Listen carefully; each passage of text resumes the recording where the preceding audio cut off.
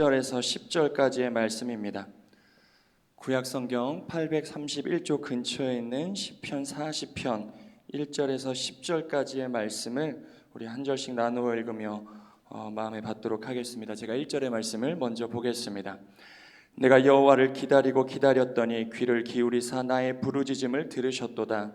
나를 기가 막힐 웅덩이와 수렁에서 끌어올리시고 내 발을 반석 위에 두사 내 걸음을 견고하게 하셨도다. 새 노래 곧 우리 하나님께 올릴 찬송을 내 입에 두셨으니 많은 사람이 보고 두려워하여 여호와를 의지하리로다. 여호와를 의지하고 교만한 자와 거짓에 치우치는 자를 돌아보지 아니하는 자는 복이 있도다. 여호와 나의 하나님이여, 주께서 행하신 기적이 많고 우리를 향하신 주의 생각도 많아 누구도 주와 견줄 수가 없나이다. 내가 널리 알려 말하고자 하니 너무 많아 그 수를 셀 수도 없나이다. 주께서 내 귀를 통하여 내게 들려주시기를 제사와 제물을 기뻐하지 아니하시며 번제와 속죄제를 요구하지 아니하신다 하신지라. 그때 내가 말하기를 내가 왔나이다. 나를 가리켜 기록한 것이 두루마리 책에 있나이다. 나의 하나님이여, 내가 주의 뜻 행하기를 즐기오니 주의 법이 나의 심중에 있나이다 하였나이다. 내가 많은 회중 가운데에서 의의 기쁜 소식을 전하였나이다. 여호와여, 내가 내 입술을 닫지 아니할 줄을 주께서 아시나이다.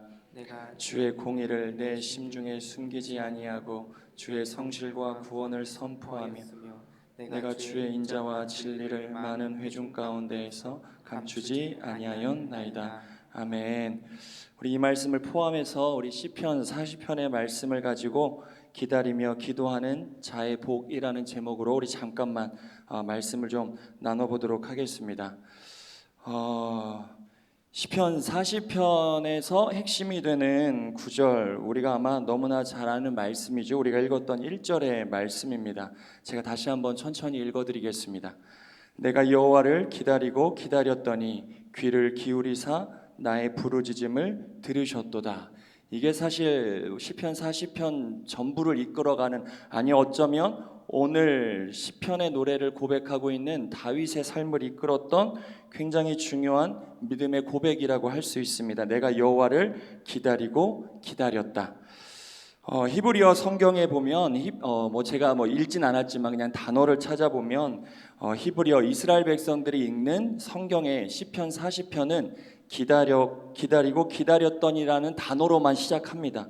그리고 시편 40편 곳곳에 이 단어가 많이 등장하는 것을 볼 수 있습니다.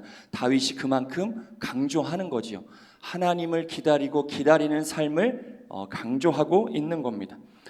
다윗 자신이 현재 처한 상황에서 하나님을 기다렸다. 오늘 본문의 노래를 할 수밖에 없는 자신의 상황 속에서 자신은 다른 것이 아니라 하나님을 기다렸다 고백하는 겁니다.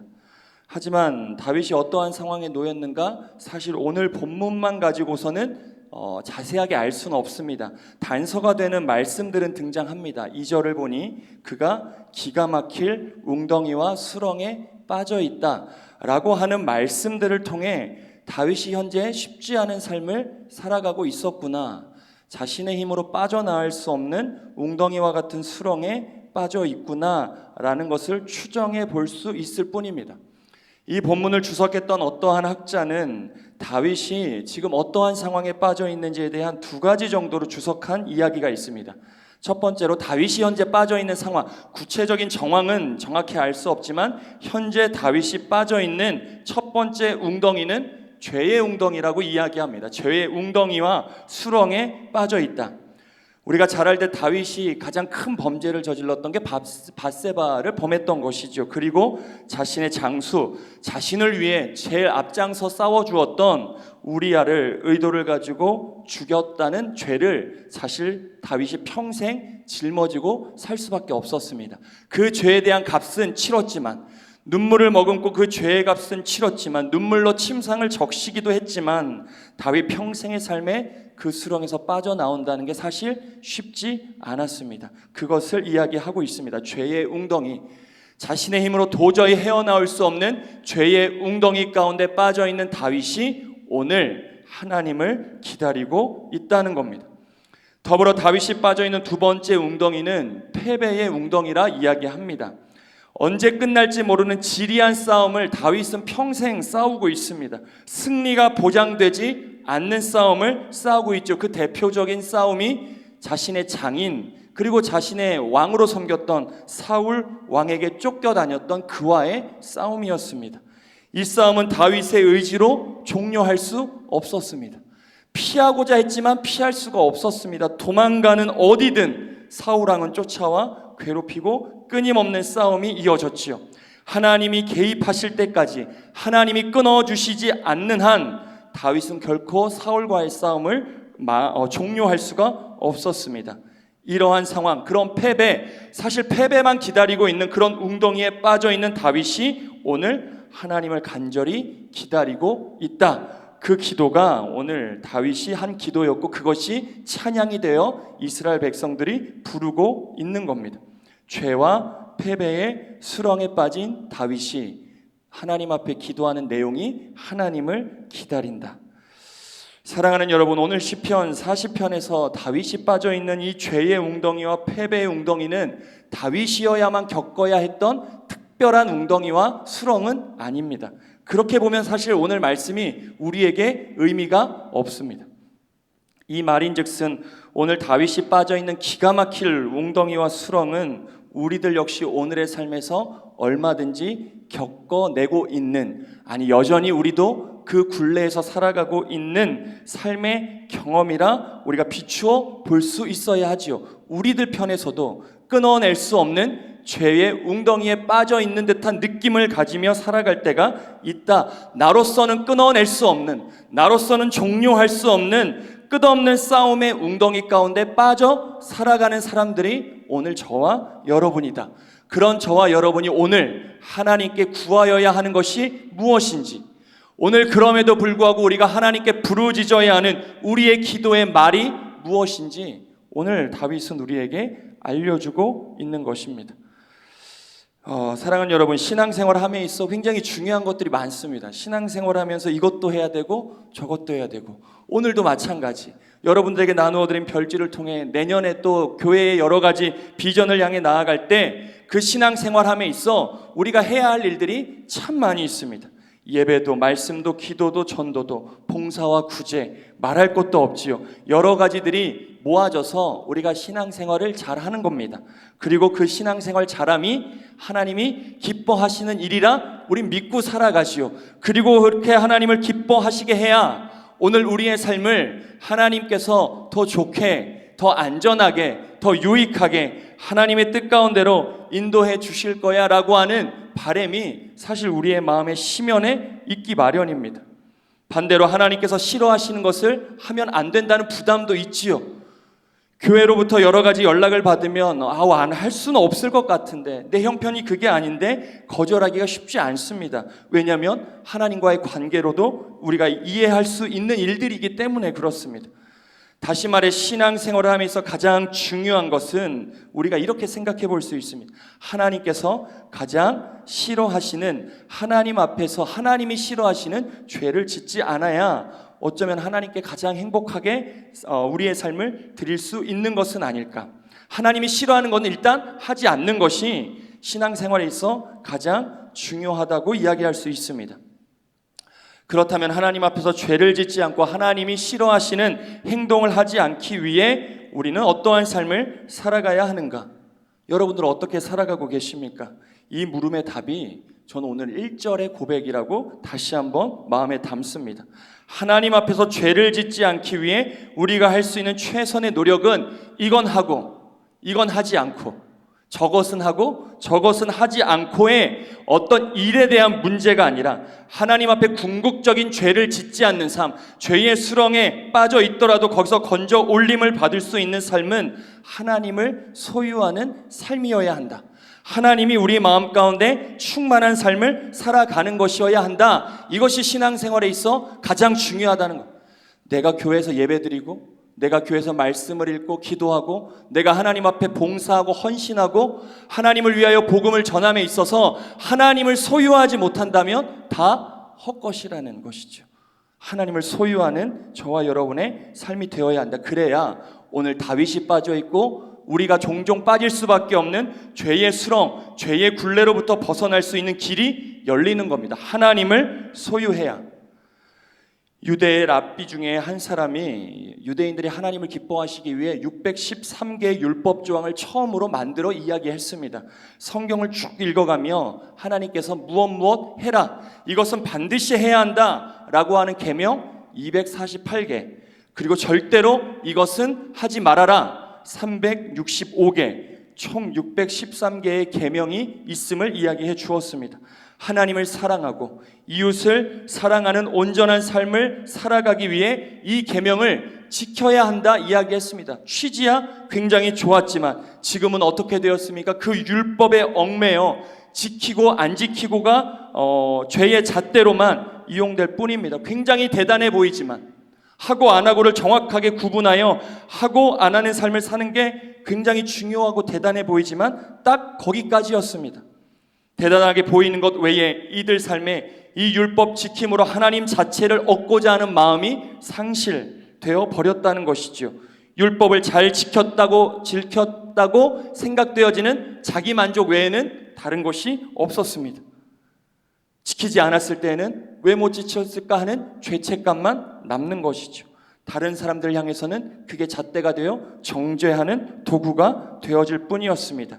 이것만이 자신들이 율법을 지키는 명분, 하나님을 위하여 살아간다는 명분이 변질, 이웃을 사랑한다는 명분이 변질된 것이죠. 하나님을 얻지 못하는 껍데기만 남아버린 삶이 그렇게 되어버렸습니다. 정작 그 가운데 하나님은 온데간데 없었더라는 것이죠. 이것이 율법이 갖는 함정입니다. 내가 이것은 하고 저것은 아니하고의 삶을 살아가는 삶에 가질 수밖에 없는 한계, 함정이 있을 수밖에 없다는 것입니다. 하나님을 기쁘시게 하는 것, 그것은 하나님 자체를 소유하고 살아가는 삶입니다. 우리들이 무엇을 하고 안 하고에 하나님은 얽매여 계시는 분이 아니시더라, 이것 하면 상 주시고 저것 하면 벌 주시는 그런 하나님이 아니시라는 것이지요. 결국 죄의 웅덩이에서 자유할 수 있는 길은 우리가 하나님을 소유하는 것, 하나님을 소유하고 하나님으로 충만한 사람은 죄와 자동적으로 멀어질 수밖에 없다. 죄의 웅덩이에 빠지지 않는 하나님으로 충만한 사람은 자신의 죄의 문제가 어떻게 해결되었다는 것을 분명히 알기에 자유하는 삶을 살아가게 되더라는 것입니다. 이러한 의미에서 다윗은 자신이 기가 막힐 웅덩이에서 하나님만을 기다린다. 웅덩이에서 이렇고 저렇고 벗어나게 해 주시옵소서 많은 말이 아니라 하나님을 기다리오니 나와 함께 해달라는 그 기도 외에 다윗이 드린 기도는 별거 없었다는 것이죠. 시편 34편 8절은 이렇게 고백하고 있습니다. 이 말씀 우리 같이 한 번만 읽어보겠습니다. 함께 읽겠습니다. 너희는 여호와의 선하심을 맛보아 알지어다. 그에게 피하는 자는 복이 있도다.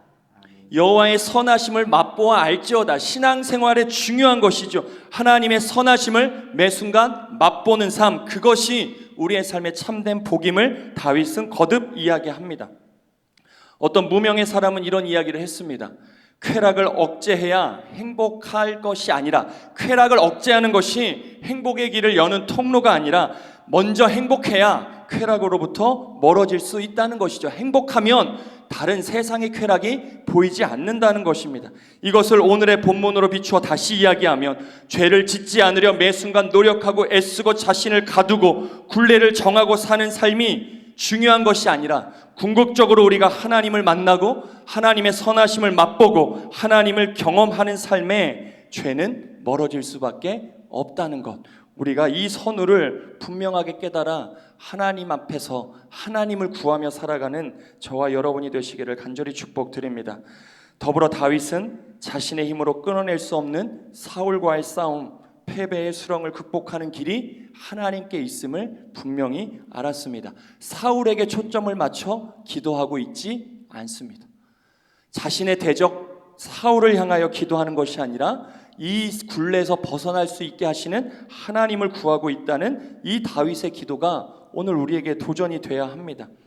현재 자신의 삶에 당면한 싸움의 대상은 분명 사울이지요. 하지만 자신이 삶에서 감당해야 되는 진짜 싸움의 실체가 사울 자체가 아니라는 것을 다윗은 분명히 알았던 겁니다. 이 영적 싸움의 실체를 다윗이 분명히 알았기 때문에 자신의 대적 사울의 대척점에 서 있으면서도, 눈앞에 보이는 대적 사울을 바라보고 있으면서도 다윗은 사울을 붙들고 기도하지 않고 하나님께 하나님을 구하는 기도를 하고 있다는 겁니다. 우리는 삶에서 번번이 실패와 좌절의 수렁에 빠지는 때가 있습니다. 우리의 상황 자체가 그렇습니다.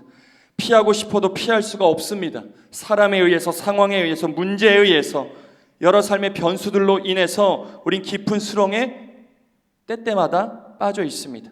저 사람만 없으면 좀 살겠는데 라는 마음이 살아가며 불쑥불쑥 들 때가 있습니다. 지금의 문제만 좀 해결된다면, 이것만 좀 안 된다면, 이것만 좀 된다면 얼마나 좋을까 하는 인간적인 생각이 늘 우리를 사로잡아 가더라는 것이지요. 이러한 상황에서만 좀 벗어나면 내가 좀 살겠는데 라고 하는 가정이 우리에게는 늘 있기 마련입니다. 그래서 기도합니다. 하나님, 이렇게 저렇게 저 사람을, 이 상황을, 이 문제를, 이 형편을 하나님께서 좀 어떻게 해 주십시오. 근데 그 기도 안에 우리가 심연을 깊이 들여다보면 그러한 구체적으로 기도하는 것 속에 우리의 인간적인 생각도 투영되기 마련이라는 것이죠. 하지만 오늘 다윗은 그렇게 기도하지 않았습니다. 구체적으로 기도하지 않고 모든 것을 아시는 하나님을 전적으로 믿고 하나님으로부터 이 문제가 돌파되기를 기도했다. 이것이 오늘 우리에게 굉장히 중요합니다. 여러분들의 삶의 기도 가운데, 여러분들의 삶의 문제를 놓고 기도하는 여러분들의 기도의 말 가운데 하나님을 구하는 기도가 있는지, 하나님으로 말미암아 문제와 상황을 벗어나고자 하는 그 기도의 말이 여러분들에게 있는지 우리가 점검해 볼 수 있어야죠. 한 해를 마무리하며 새해를 앞두고 있는 우리의 삶의 자리에서 이 부분을 점검할 수 있어야 합니다. 다윗은 사람을 붙들고 기도하지 않았습니다. 사울을 붙들지 않았습니다. 상황에 빠져 상황의 한계의 굴레에 갇혀 기도하지도 않았습니다. 사울이라는 문제 앞에 다윗은 오히려 하나님을 구하고 있다. 모든 것을 주관하시는 하나님을 소유하기 위해 하나님을 기다리며 기도하고 있다. 사울로 인해 주어진 상황에서 하나님 자체를 기다리는 간절한 기도, 이게 돼야 우리가 고난을 축복으로 바꾸어 살아가는 삶이 되는 겁니다. 문제가 바뀌어 하나님의 응답이 되는 겁니다. 모든 상황과 형편 속에서 하나님을 만나는 통로가 되는 것이죠. 결국 우리의 삶에 일어나는 모든 삶의 정황과 문제와 형편은 하나님을 만나는 통로가 될 수 있다는 이야기인 것입니다. 그래서 삶에서 하나님을 만나느냐, 만나지 못하느냐, 문제를 통해 하나님의 선하심을 맛보느냐, 맛보지 못하느냐, 거기에 우리의 인생의 성패가 달려 있는 것이지요. 오늘 본문 16절과 17절의 말씀 제가 마지막으로 읽어드리겠습니다. 주를 찾는 자는 다 주 안에서 즐거워하고 기뻐하게 하시며 주의 구원을 사랑하는 자는 항상 말하기를 여호와는 위대하시다 하게 하소서. 나는 가난하고 궁핍하오나 주께서는 나를 생각하시오니 주는 나의 도움이시오 나를 건지시는 이시라. 나의 하나님이여 지체하지 마소서. 하나님을 아버지라 부를 수 있는 그 아버지의 이름의 능력이 여기에 있는 것입니다. 사랑하는 여러분, 여러분들이 하나님께 올려드리는 모든 기도 가운데 가장 우선적으로 하나님을 기다리는 기도가 꼭 있게 되기를 간절히 축복드립니다. 하나님은 오늘도 우리의 형편을 다 알고 계신다. 하나님은 우리가 무엇을 필요로 하는지도 다 알고 계신다.